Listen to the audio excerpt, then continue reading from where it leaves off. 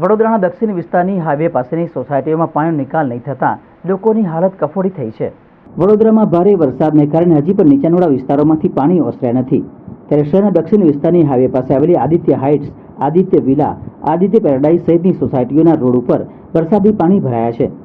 વરસાદી પાણીએ છેલ્લા 4 દિવસથી રહીશોને બાનમાં લીધા છે। દર વર્ષે રહીશોને વરસાદી પાણીની સમસ્યાનો સામનો કરવો પડે છે। સ્થાનિક રહીશો કાયમી નિકાલ લાવવાની માંગ કરી રહ્યા છે।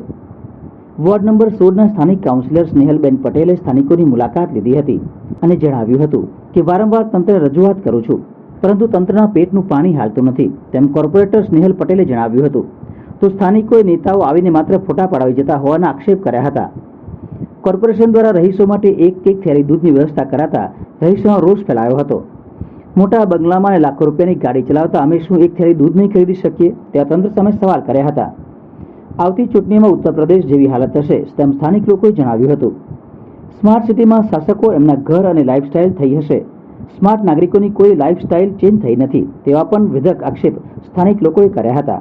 નથી કોઈ આ બેન ખાલી આયા છે સ્નેહલબેન ભટ્ટ, એમનું જ દર વખતે એ જ હાજરી હોય છે, બીજા કોઈ તંત્રના અધિકારીથી માંડીને કોઈ પણ ખાલી એક આંટો પાડી જાય છે, અંદર પાણીમાં ઉતરે છે, ફોટા પડાવે છે અને એ પાછા જતા રહે છે।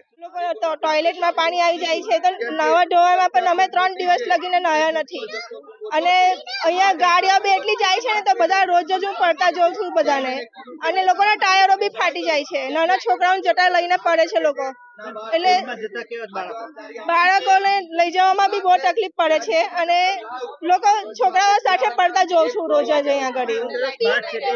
સ્માર્ટ સિટી ખાલી નામની છે, સ્માર્ટ સિટી છે જ નહીં, ખાલી સિટી છે પણ સ્માર્ટ સિટી નથી, એનો નિકાલ કરે બસ। હવે અહીંયા પાણી અમારે નથી જોઈતું।